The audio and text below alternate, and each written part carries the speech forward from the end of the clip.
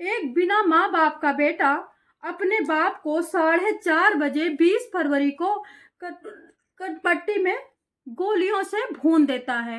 यानी कनपट्टी में बहुत बड़ी राइफल जो पिता रखता था अपनी सेफ्टी के लिए, उससे उनको मार देता है। और फिर उसके बाद अपने दोस्त को फोन करता है और पूछता है कि कैसे लाश को छुपाया जाए। ना तो उसको कोई किसी प्रकार की चिंता होती है, ना वो किसी प्रकार का पछतावा करता है, ना तो उसकी आंखों में कोई आंसू होते हैं। ऐसा क्यों? आज हम बात करेंगे आशियाना अपार्टमेंट में अक्षत प्रताप सिंह मानवेंद्र सिंह का कत्ल कर देता है। ये बेटा महज 22 से 25 साल का होता है। बाप जो होता है 49 से 50 साल का होता है। बाप की डेली की कमाई 1.5 लाख डेली की प्रतिदिन की कमाई 1.5 लाख होती है। ऐसी क्या बात हुई कि बेटे के अंदर इतनी दया नहीं आई कि मेरा इतना बड़ा बाप कारोबारी, उत्तर प्रदेश के लखनऊ जैसी इतनी बड़ी एरिया में रहने वाला आशियाना अपार्टमेंट का सबसे बड़ा फ्लैट, उस फ्लैट के मालिक को मैं मार रहा हूँ। दोस्तों, हम आज आगे चल करके इस पे बात करेंगे। सबसे पहले हम जान लेते हैं कि अक्षत प्रताप सिंह ने अपने बाप की बॉडी को किया क्या है। ये 3:30 बजे या 4:30 बजे गोली मार देता है। भेजा निकल करके जा करके बेड के कोने में यानी लकड़ी में लगता है। वहां पे बहुत सारा गाढ़ा ब्लड जा करके जमा हो जाता है। उसके बाद मरने के बाद तड़प तड़प के मरते हैं। उसके बगल में मरते हुए देखता है। उसके बाद अपने दोस्त को फोन करता है और उसकी जो बहन है वहीं पे सो रही होती। बहन जाग जाती है। बहन से कहता है कि तुम यहाँ से जाओ, मैं हैंडल कर लूंगा, मैं बॉडी भी छुपा लूंगा और मैं तुम्हारी जिंदगी भी बचा दूंगा। बहन के सुबह पेपर होते हैं, वो नाबालिग होती है। सेकंड फ्लोर पे बहन की जो चाची होती है यानी मानवेंद्र के छोटे भाई की बीबी, उनके पास बहन जाती है। बहन कहती मुझे नींद नहीं आ रही है, चाची मुझे अपने पास सुला लो। चाची अपने पास सुला लेती है। चाची बहुत प्यार करती है। चाची के अंदर कोई आपदूब नहीं है। ऐसी फैमिली रहती है जैसे कि लगता है कि बिल्कुल पूरी तरह से राम राज्य हो। लेकिन मैं आपको बताना चाहूंगी, कुछ राम राज्य में अंदर से काले नेमी भी छुपे होते हैं और उनका असर अक्षत प्रताप सिंह जैसे बच्चों के द्वारा दिखाई देता है। दोस्तों, हम थोड़ा सा पीछे जाएंगे।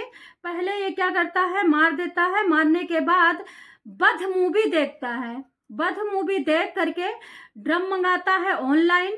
एक किट मंगाता है, किचन किट, जिसमें 4 से 5 बड़े बड़े चाकू होते हैं। उनसे अपने बाप को 1 कुंटल की लाश होती है खींच करके बाथरूम में ले जाता है।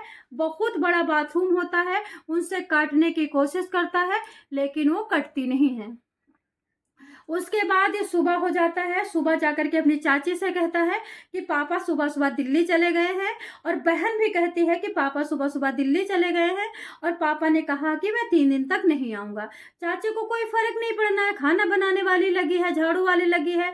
ये झाड़ू वाली को, पोछा वाली को मना कर देता है सुबह ही उठ करके कि तुम लोग 3-4 दिन तक मत आना, हम लोग बाहर जाने वाले हैं।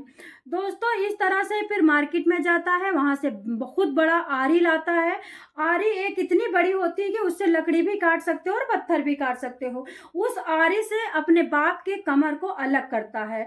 कम से कम शरीर के 16 टुकड़े करता है। कमर के निचले भाग में इतना ज्यादा क्रोध में दरिंदगी से प्रहार करता है कि कोई उस लाश की खाल को लटकी हुई मांस को देखेगा, वो तुरंत समझ जाएगा कि बड़ी नफरत में इस लाश को इसको काटा गया है। मारने के बाद उस लाश को काटा जाता है। उसके टुकड़े कई करके 4-5 पैर के टुकड़े करके उस ड्रम में डाले जाते हैं। तोड़ता है जंगल में जहाँ पे कपड़े जलाता है। उसके बाद उसकी मुंडी को गंगा नहर में फेंकता है। अपने चाचा की ब्रेजा गाड़ी होती है जिसपे पुलिस लिखा होता है। इनके घर में, अच्छा पुलिस क्यों लिखा होता है, इनके घर में कोई आईपीएस है, कोई डीजी है, कोई डीआईजी है, कोई पुलिस है। और खुद अक्षत प्रताप सिंह का जो पिता है करोड़पति है, पहले ही बताया मैंने, अरबपति। क्योंकि 3-3 शराब के ठेके हैं, एक अपनी स्वयं की लैब है और एक हॉस्पिटल है। इन लोगों की इतनी सारी कमाई होने के बावजूद भी बच्चों के अंदर जरा से भी प्रेम नहीं है माँ बाप के प्रति।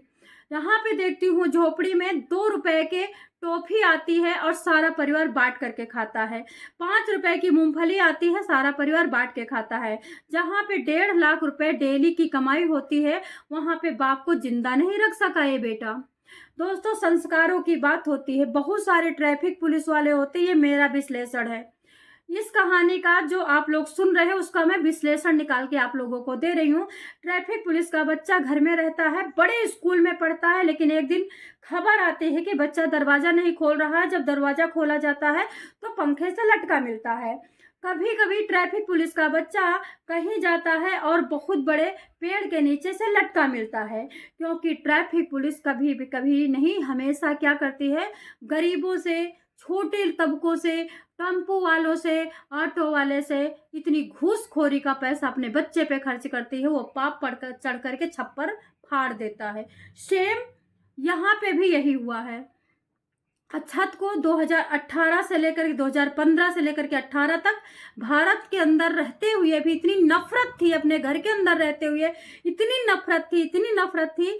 उसको पापा कहता था तुम नीट का एग्जाम क्लियर करोगे, तुम बाहर अफेयर करो, तुम बाहर लोडिया रखो, तुम ओयो में जाओ, तुम कुकर्म करो, तुम अपनी बीवी को धोखा दो और तुम बेटे को जज बनाओगे। जज बनने वाले माँ बाप भी और होते हैं और जज बनने वाले बेटे भी और होते हैं।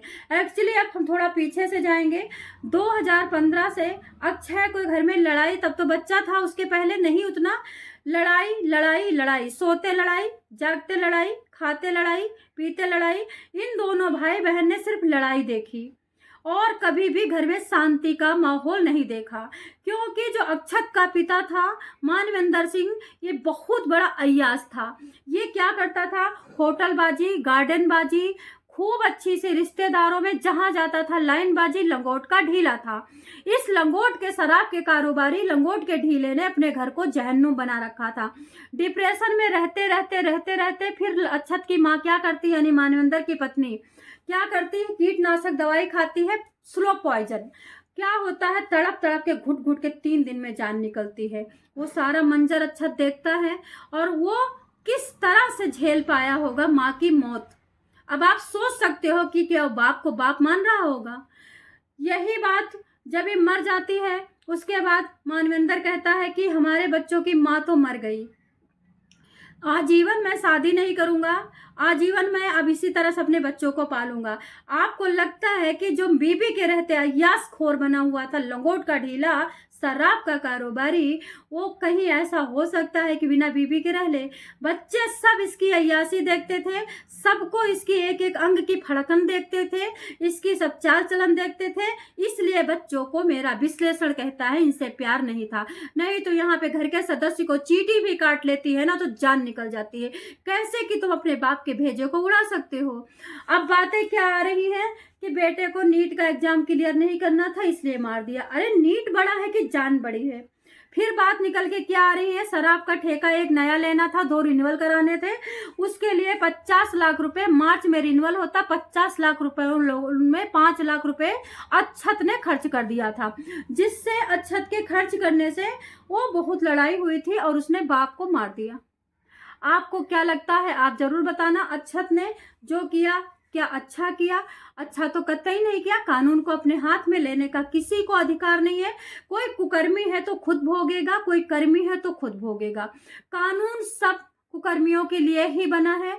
बताना चाहूंगी, इस बाप को इस तरह से नहीं मारना चाहिए था। अक्षत को अपनी माँ के लिए अच्छे काम करने चाहिए था, अपनी माँ को, आत्मा को शांति देने के लिए डॉक्टर बनना चाहिए था। एक बात और बताना चाहूंगी, अगर आपका बिजनेस डॉक्टर का है तो ध्यान रहे कि आपका बेटा कभी डॉक्टर नहीं बनेगा। अगर आप पुलिस हो तो आपका बेटा कभी पुलिस नहीं बनेगा। आप अगर होटल मैनेजमेंट कर रखे हो तो आपका बेटा होटल की लाइन में नहीं जाएगा। अगर आप किसी दुकान के कारोबारी हो, गोदाम के कारोबारी हो, आपका बेटा वह नहीं करेगा, क्योंकि वहां से उसको नफरत हो जाती है, उस एरिया में वो नहीं जाना चाहता है। लेकिन नीट वाली जो बात आई है, जान से बढ़ करके कुछ नहीं है, ये छोटी सी बात है। लेकिन बुआ ने क्लियर किया है कि नीट की तो कोई बात ही नहीं, तो वो तो 2022 की बात थी, नीट का तो क्लियर हो गया था। तब पापा ने कहा था कि ठीक है कोई बात नहीं, बड़े बड़े डॉक्टर हम हायर करेंगे, तुम लैब चलाना। इतने बड़े कारोबारी के बेटे की पैसे ने जान नहीं बचा पाई। अब बेटा जेल में, बेटी चाची चाचा के साथ में रहेगी, क्या होगा उसके साथ कुछ नहीं पता, और पापा जहन्नुम में। माँ जहर खा के कहाँ चली गई कुछ नहीं पता। तो दोस्तों, इस कहानी के विषय में आपको क्या कहना है? बहुत शॉर्टकट में आपको मैंने समझाया है और बताया है।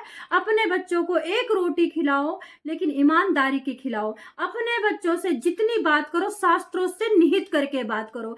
अपने बच्चों को सुबह उठाओ, नहलाओ धुलाओ, भगवान के मंदिर में ले जाओ।